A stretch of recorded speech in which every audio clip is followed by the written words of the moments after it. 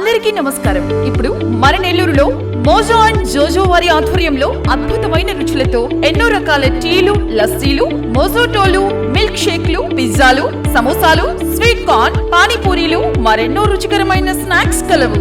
ప్రతి ఆదివారం ఒక స్పెషల్ ఫుడ్ ఐటమ్ కలదు. హోమ్ డెలివరీ సదుపాయం కలదు. మోజో అండ్ జోజో, సోమ్ సిటీ కళ్యాణ మండపం ఎదురుగా, రంగనాయకులపేట, నెల్లూరు. గత 2-3 రోజుల నుంచి వైఎస్ఆర్సీపీ నేతలు బరితెగింపు, స్థలాలను కబ్జా చేస్తున్నారు,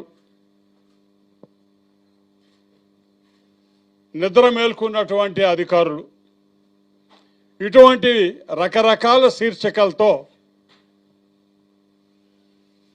పత్రికల్లోనూ మీడియా ఛానల్స్లోనూ వార్తలు రావటం చూసామండి. నిన్నటి నుంచి కొంతమంది పాత్రికేయులు అన్న ఈ విషయం మీద మీరేమన్నా వివరణ ఇస్తారా అని చెప్పి అడిగారండి. మరి వారు అంతకు ముందే వార్త నిజమా కాదా అనే మేమాంసలో పడి అడిగారో నాకు తెలీదు. ఎందుకంటే ఇటువంటివి దాచిపెట్టినా దాగే కావు, కళ్ళ ముందు కనపడే సత్యాలవి. నేను దాంట్లో చూసా, నేను టెంకాయ కొట్టేది, ఆ వీడియో పెట్టారు. నేనే పట్టపగలు జనం మధ్యలో టెంకాయ కొట్టింది నేనే. ఆ స్థలం వెంకటకృష్ణ రైస్ మిల్ అని మా అమ్మ తండ్రి గారు ఓరుగంటి వెంకటరెడ్డి గారు 1946 స్వాతంత్ర్యం రాలేదండి, అప్పటికే 24 సెంట్ల భూమి ఆయన పేరుతో ఉంది, శిస్తులు కట్టారు ఆయన. 1947లో అవిభక్త మద్రాసు రాష్ట్రంలో మన ప్రాంతాలు ఉన్నప్పుడు వారు రైస్ మిల్లు కట్టాలని ప్లాన్ అప్రూవ్ చేసుకొని 1947లో ఆ రైస్ మిల్ కట్టడం కూడా జరిగింది. కాలక్రమేణా మా తండ్రి గారిని వివాహం అయిన తర్వాత ఆ రైస్ మిల్లు జరుగుతూ ఉండేది. అందరూ కూడా పెద్ద వాళ్ళు ఆ రైస్ మిల్ కాడ ఆగేది, ఆడ కూర్చుంటుండేది మా నాయనతో పాటి. గుర్రాల మడుగు సంఘం కానీ, హరినాథపురం కానీ, రామలింగపురం కానీ, రామూర్తి నగర్లో కానీ, ఆకుతోట హరిజన వాళ్ళలో కానీ ఉన్నటువంటి ప్రతి ఒక్క ఆనం సానుభూతి పరుడు, ఆనం కార్యకర్త ఆగినటువంటి స్థలం అది. ఎందుకంటే ఆనం వెంకటరెడ్డి గారు ఆడ కూర్చొని ఉండేది. ఎన్ని సంవత్సరాలండి ఆయన? ఈ ఆల్టికైతే 80 సంవత్సరాలు పైమాట. రైస్ మిల్లు జరుగుతున్నటువంటి కాలం వరకు నేను లెక్కేస్తే దాదాపు 75 సంవత్సరాల మాట. ఎందువల్ల దాన్ని తీయాల్సి వచ్చింది? పడిపోతుండింది అయ్యా.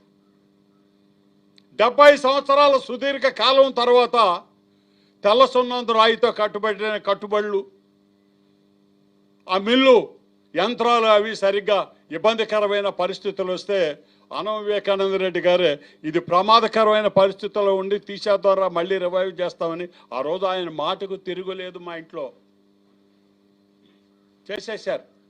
మళ్ళీ ఆ రాజకీయాల్లో పడిపోయి ఆ రాజకీయాల కార్యక్రమాలు అలాగనే వదిలివేయటం జరిగింది. ఆయన కాలం చేశారు. పార్టీ ఆఫీస్ కావాలన్నా నేను రూరల్ ఇన్ఛార్జ్ అయ్యా. టౌన్లో నా జనానికి మా ఏసీ సెంటర్లో బ్రహ్మాండ ఆఫీసు, చారిత్రాత్మకమైన ఆఫీస్ ఉంది. కూర్చుంటే ఎవడన్నా ఆపగలడా నన్ను? రూరల్లో మేము ఆఫీసు పెట్టుకోవాలంటే అది కూడా తయారైపోయింది, వచ్చే నెలలో చేరతా. కాకపోతే చీడపీడల దృష్టి దాన్ని బట్టి దిష్టి తగలుతుందని గమ్మున ఎడంగా పెట్టా. అందుకనే మేము ఈరోజు ఒక మాట చెప్పదలుచుకున్నాం. మా ఉన్న ఆస్తులు మా తండ్రి కాలం నుంచి అరగదీసుకుంటా వచ్చిన వాళ్ళమే తప్ప కొత్తగా మేము సంపాదించుకున్నది అయితే మాత్రం ఏమీ లేదండి. మీకు ఆధార్ కార్డు ఇస్తాను, మా ఆధార్ కార్డు మీద పెట్టి కొడితే మా ఆస్తి వివరాలు తెలుస్తాయి. ముఖ్యంగా Vijaya YSRCP leader, Nellore rural incharge. ఎవడెవడైతే జగన్మోహన్ రెడ్డి గారిని మోసం చేసి వెళ్ళారో వాడి తోలు తీసేదానికి తయారై వచ్చినటువంటి వ్యక్తి నేను. వైఎస్ఆర్సిపి నాయకుడిని నేను, రూరల్ ఇన్ఛార్జ్. టౌన్లో అందరూ మెద్దులు బంగళాలు కట్టుకుంటుంటే నేను పల్లెటూరులో నా పొలంలో కట్టుకున్నానే వచ్చి. మా సర్పంచ్ మా ఊరిది అలవాటు పడిపోయామని ఈ ఆలోచనలతో ఉండేవాళ్ళం మేము. 1000 కోట్లు 100 కోట్లు పెట్టి కట్టాలని అనుకోలే. ఆఖరికి స్కూటర్కి పెట్రోల్కి డబ్బులు లేకుండా ఈదుల్లో అటు ఇటు తిరిగే వాళ్ళు కూడా 100 కోట్లు సంపాదించేసింది ఈ రోజుల్లో. ఎక్కడున్నాయండి?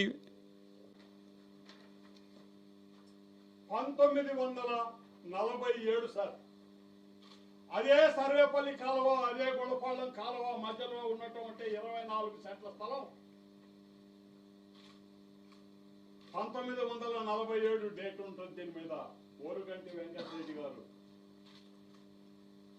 అవిభక్త మద్రాసు రాష్ట్రంలో డిపార్ట్మెంట్ ఆఫ్ ఫ్యాక్టరీస్ మెడ్రాస్ ద్వారా లైసెన్స్ పొంది, అనుమతులు పొంది రైస్ మిల్లు నిర్మాణం జరిగింది. ఓరుగంటి వెంకటరెడ్డి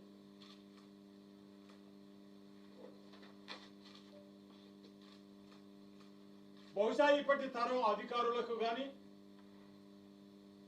విశ్లేషకులకు కానీ ఇవి తెలియదు కూడా. ఎందుకంటే 80 సంవత్సరాలది ఎవరు చూడాలో మొత్తం వివరాలతో పాటు ఇండస్ట్రీస్ ఆఫ్ మెడ్రాస్ అప్పటికి రాష్ట్రం డివైడ్ కాల. అది దీని పరిస్థితి. కృష్ణ రైస్ మిల్లు ఆనం వెంకటరమణమ్మ గారు స్థలం శిస్తులు ఊడిపోయే మాకు తెలియదు. ఇది పోతే అసలు లేదు మా దగ్గర, ఇంకే కాగితం కూడా లేదు, మీకు చెప్పే పరిస్థితి కూడా లేదు. రాష్ట్రం విడిపోక ముందయ్యా factories of department of factories Madras అని ఈ కాగితం పోతే నాకు సాక్ష్యాలు లేవు, ఆధారాలు లేవు. కానీ ఇది ఎందుకుందో నాకు తెలియదు. ఇట్లాంటి రోజు వస్తుందని ఏమన్నా ఇది మిగిలిందేమో.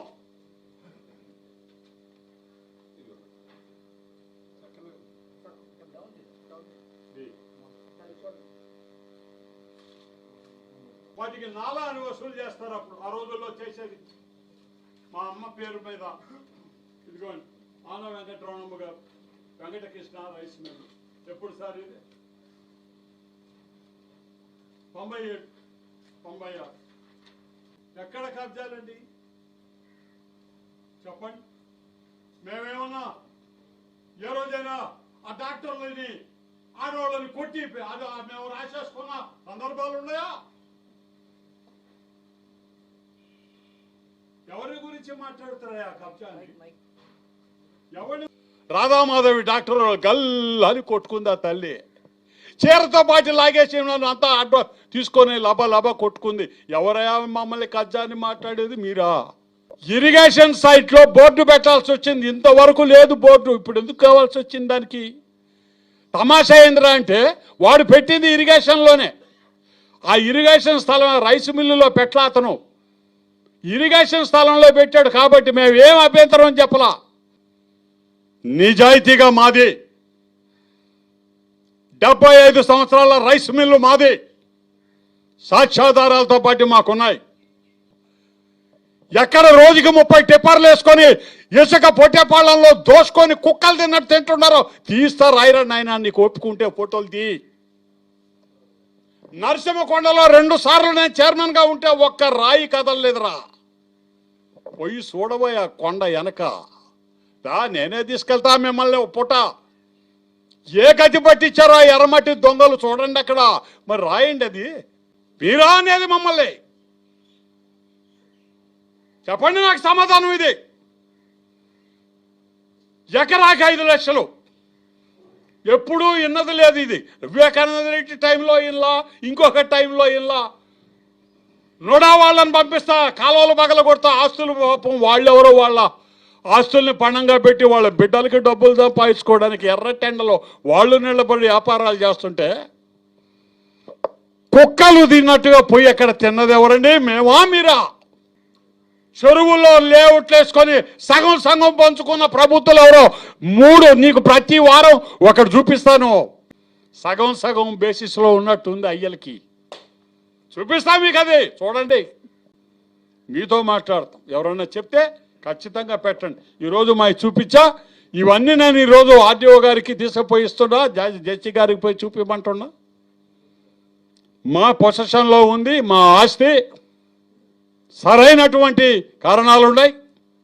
తప్పనిసరిగా ఆ స్థలాన్ని మా ఇంటి స్థలంగానే మేము భావిస్తున్నాం. ఎటువంటి పరిస్థితుల్లో కూడా కబ్జాలు చేసేటటువంటి చరిత్ర ఆనవాళ్ళకి లేదు అని చెప్పి పాత్రికేయ మిత్రులందరికీ సందర్భంగా మనం చేస్తూ సెలవు తీసుకుంటున్నాం.